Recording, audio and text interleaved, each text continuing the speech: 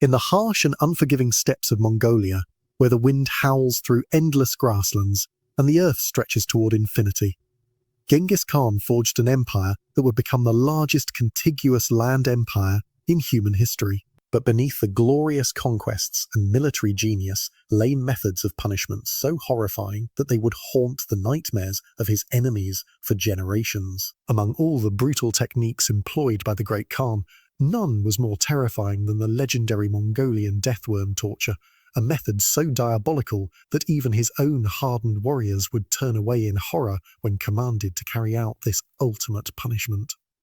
The year was 1219, and Genghis Khan's forces had just crushed the Khwarezmian Empire after the Sultan had made the fatal mistake of executing Mongolian ambassadors. Among the prisoners taken was General Inalchuk, the governor who had personally ordered the ambassadors' deaths. Khan had reserved something special for this particular enemy, something that would serve as a message to anyone who dared defy the Mongol Empire. The punishment would not be a quick death by sword or arrow, nor even the prolonged agony of flaying or dismemberment. Instead, Inalchuk would face the deathworms, creatures so feared by the Mongolian people that even speaking their name was considered an invitation to doom. The Mongolian deathworm, known in the local tongue as Olgoi Korkoi, was a creature of legend and nightmare that inhabited the deepest, most remote regions of the Gobi Desert.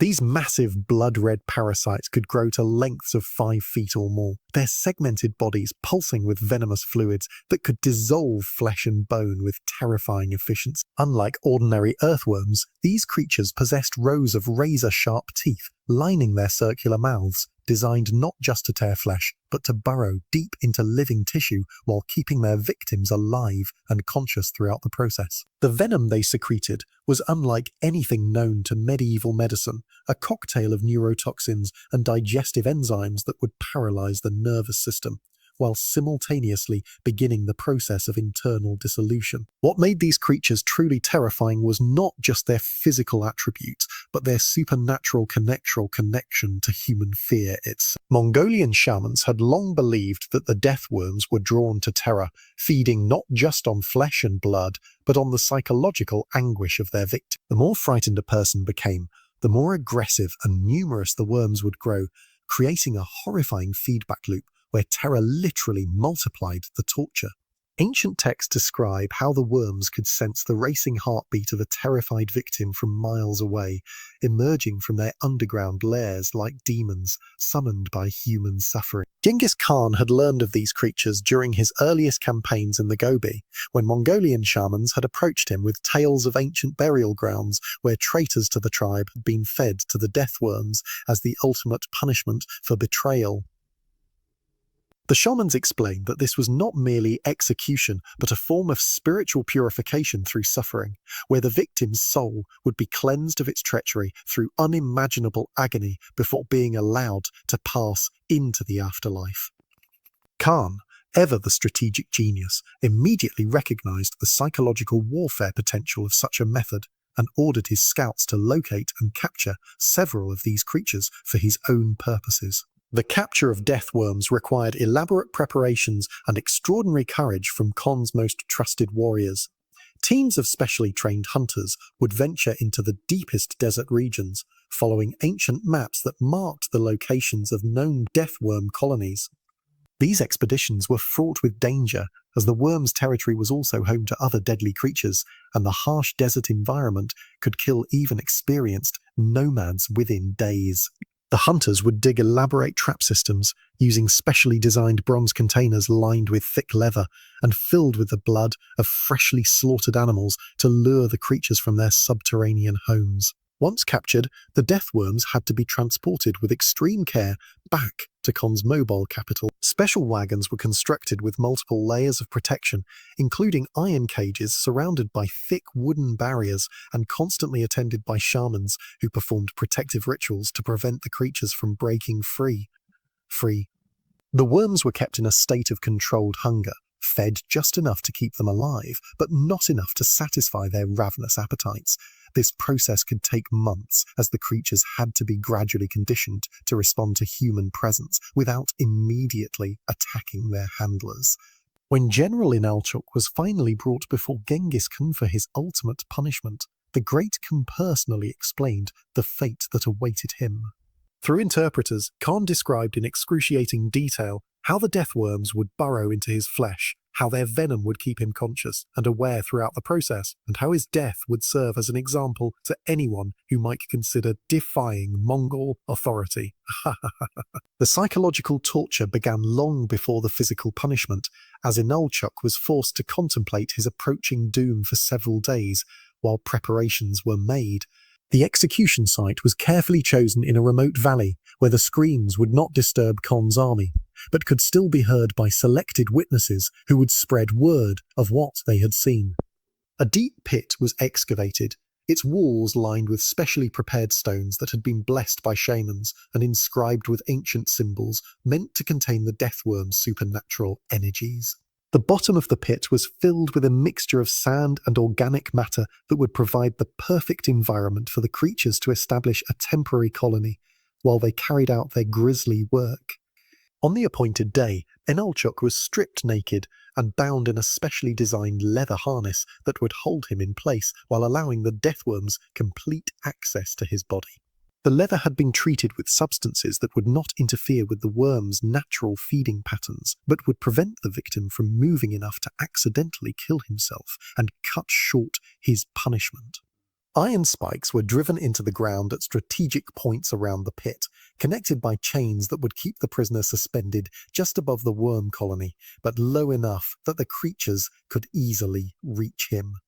The deathworms were released into the pit one by one, each creature carefully positioned by handlers using long bronze poles tipped with specially designed hooks. As each worm was introduced to its new environment, shamans would perform rituals designed to awaken the creature's hunting instincts and direct their attention toward the suspended prisoner. The worms immediately began to exhibit the behavior that made them so feared, their segmented bodies writhing with anticipation as they sensed the terror radiating from their intended victim. The first contact between worm and victim was always the most psychologically devastating moment of the entire process. Inalchuk's screams echoed across the valley as the lead worm began its approach, its circular mouth opening to reveal rows of needle-sharp teeth designed by nature for the most efficient possible penetration of living tissue. The creature's initial bite was surprisingly gentle, almost exploratory, as it tested the flesh and began to secrete the paralytic venom that would prevent the victim from struggling too violently during the feeding process. The venom worked with terrifying efficiency, spreading through Inalchuk's nervous system and creating a state of conscious paralysis where he could feel everything that was happening to him but was powerless to resist or escape. His vocal cords remained functional, ensuring that his screams would continue throughout the ordeal and serve as a constant reminder to witnesses of the consequences of defying Mongol authority. The deathworm began its methodical work, using its specialized teeth to create small entry wounds that would serve as access points for deeper penetration. As the first worm established its feeding pattern, the others in the colony became increasingly agitated, drawn by the scent of blood and the psychic emanations of their victims' terror. One by one, they began their own approaches, each selecting a different area of the body to avoid interfering with their fellow creatures while ensuring maximum coverage of the available feeding surface. The worms displayed an almost supernatural intelligence in their coordination, working together to create the most prolonged and agonizing death possible. The digestive process employed by deathworms was unlike anything observed in ordinary parasites or carnivorous creatures. Rather than simply consuming flesh and blood, they would inject specialized enzymes that would begin breaking down internal organs while keeping the victim's cardiovascular system functional enough to maintain consciousness and satiation. This meant that Inalchuk could actually feel his internal organs being dissolved and absorbed, experiencing every moment of his body's systematic destruction from the inside out. Genghis Khan himself observed the proceedings through a specially constructed periscope system that allowed him to watch the torture unfold from a safe distance. The device, crafted by Chinese engineers who had been captured during earlier campaigns, consisted of an elaborate series of mirrors and lenses that provided a clear view of the pit while protecting the observer from any potential danger posed by the deathworms. Khan took detailed notes throughout the process, documenting the effectiveness of different aspects of the torture for future reference and refinement. The psychological aspects of the deathworm torture were as carefully calculated as the physical components. The worm's feeding pattern was designed to maximize the duration of conscious suffering, with the creatures instinctively avoiding vital organs during the initial phases of their attack. They would instead focus on less critical areas like muscle tissue and subcutaneous fat, gradually working their way toward more essential systems as the victim's strength began to fade. This ensured that death would not come quickly or mercifully, but would instead be the final release after days of unimaginable agony. By the end of the first day, Inalshuk's body showed the horrifying effects of the deathworm's ministrations. Multiple entry wounds dotted his torso and limbs, each one serving as a portal through which the creatures continued their relentless burrowing. His skin had taken on a sickly pallor as the venom spread through his system, while his eyes remained wide and alert, bearing witness to horrors that no human should ever have to endure. The worms themselves had grown visibly larger, their bodies swollen with consumed tissue and blood as they continued their methodical work. The second day brought new horrors as the deathworms began to penetrate deeper into their victim's body cavity. Their specialized digestive enzymes had by now dissolved enough muscle and connective tissue to allow access to internal organs, which they approached with the same methodical precision they had shown during the initial stages of their attack. Inalchuk's screams took on a different quality as the creatures began to work on his liver and kidneys, the pain reaching levels that transcended normal human experience and entered realms of suffering that could only be described as supernatural. Ancient Mongolian texts describe how victims of deathworm torture would sometimes experience visions and hallucinations during the later stages of their ordeal, as the combination of venom, blood loss, and psychological trauma created altered states of consciousness. Inalchuk began to speak in languages that none of the witnesses recognized, apparently conducting conversations with invisible entities that only he could perceive. Shamans who observed these phenomena interpreted them as evidence that the victim's soul was already beginning its journey into the afterlife, though his body remained anchored to the physical world by the deathworm's supernatural influence. The third day marked a crucial transition in the torture process as the deathworms began to exhibit behaviors that went beyond simple feeding. They started to create elaborate tunnel systems within their victim's body, carving out pathways that served no apparent nutritional purpose, but seemed designed purely to maximize suffering. These tunnels were lined with a secretion that prevented bleeding and tissue death, ensuring that the victim would remain alive and conscious even as his body became a living maze of worm-carved passages. Mongolian military observers who witnessed the deathworm torture reported that the psychological impact on enemy forces was even more devastating than the physical spectacle itself. Word of Inalchuk's fate spread quickly through the ranks of captured soldiers, and many chose to provide valuable military intelligence rather than risk facing a similar punishment themselves. The mere threat of deathworm torture became one of Khan's most effective tools for extracting information from prisoners and ensuring the loyalty of conquered populations. The fourth day brought evidence of the deathworm's most terrifying ability, their capacity to keep their victims alive far beyond what should have been medically possible. Despite the massive internal damage that had been inflicted, Inalchuk's vital signs remained surprisingly stable, his heart continuing to beat and his lungs continuing to function, even as the creatures methodically consumed his internal organs. Shamans explained this phenomenon as evidence of the worm's supernatural nature, claiming that they possessed the ability to sustain life through mystical means in order to prolong their feeding process. As the torture entered its fifth day, the deathworms began to exhibit increasingly complex behaviors that suggested a level of intelligence far beyond what would be expected from ordinary parasites. They seemed to be communicating with each other through subtle chemical signals, coordinating their activities to ensure that their victims' suffering would continue at optimal levels. Some observers reported seeing the creatures pause in their feeding to apparently listen to their victims' screams, adjusting their techniques based on the sounds of pain they were producing. The sixth day witnessed the beginning of the end for Inalchuk, as the deathworms finally began to approach his most vital organs. However, even at this late stage, they maintained their methodical approach, carefully avoiding immediate fatal damage while continuing to inflict maximum suffering. The victim's appearance had by now become almost unrecognizable, his body riddled with holes and passages that served as highways for the creature's continued movements. Yet his eyes remained alert and aware, testament to the worm's supernatural ability to maintain consciousness throughout their feeding process. On the seventh and final day, the death worms began their concluding ritual, a process that Scholmans described as the spiritual harvest that would finally release their victim's soul from his tortured flesh. The creatures gathered around Inalchuk's heart, working together to create a final series of wounds that would allow his life force to escape while ensuring that his death would be as prolonged and agonizing as possible. His final screams echoed across the valley for hours before silence finally fell over the execution site. The disposal of the remains required elaborate ceremonial procedures, as the death worms had to be carefully removed from their victim's body and returned to their desert habitat before they could establish a permanent colony in the area.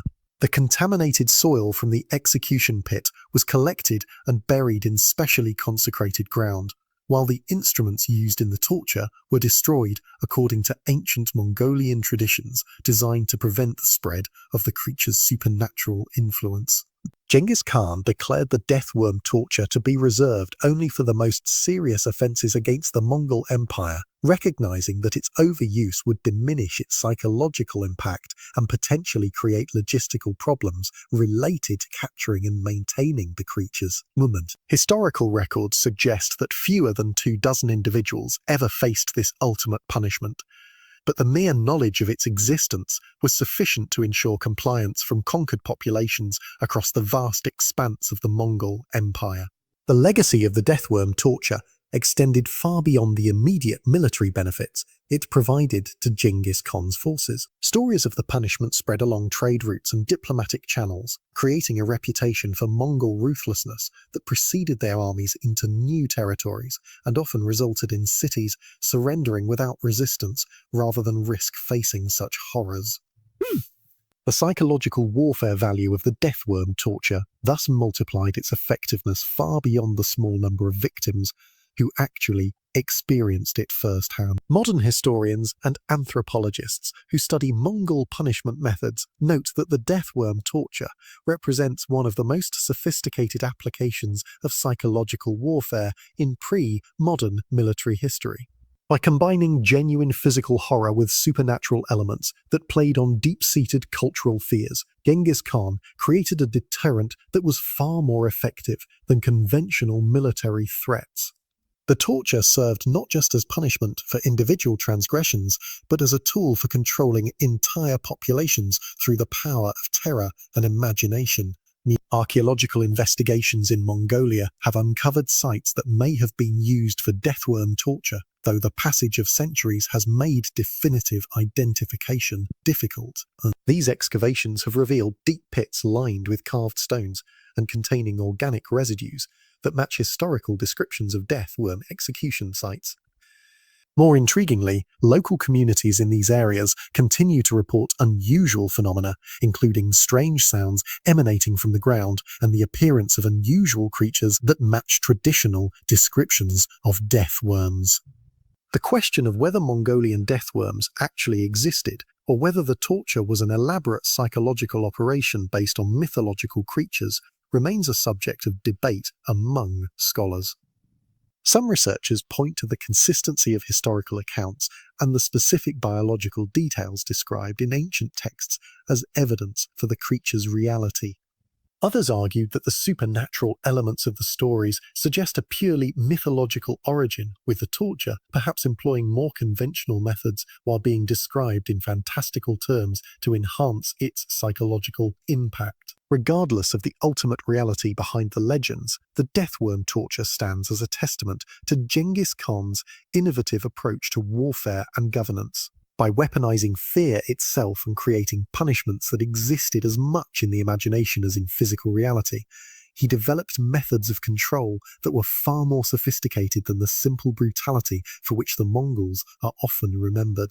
The death worm torture was not just a method of execution, but a carefully crafted tool of psychological warfare that helped build and maintain the largest land empire in human history. The influence of death worm torture techniques can be traced through subsequent military and political systems, as later rulers attempted to recreate the psychological advantages that Genghis Khan had achieved through his innovative approach to punishment and deterrence. However, none were able to match the combination of genuine terror, supernatural mystique, and strategic application that made the original death worm torture such an effective tool of imperial control.